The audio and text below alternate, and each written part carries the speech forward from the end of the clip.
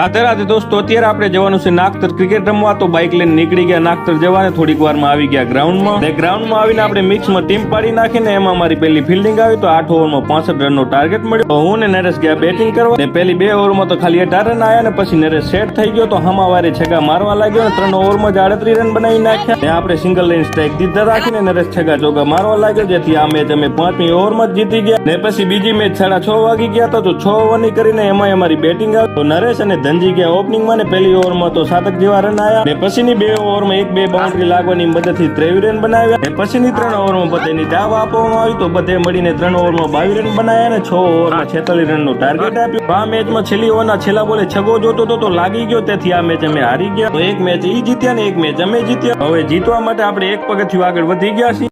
Well done, तालियां होनी चाहिए यार हमारे लिए। ને પછી બાઇક લઈને નીકળી ગયા ઘરે જવાના. રાતના 7 વાગે આવી ગયા ઘરે. તો ગાઈસ બ્લોગ સારો લાગ્યો તો લાઈક શેર ફોલો કરી દેજો. રાધે રાધે.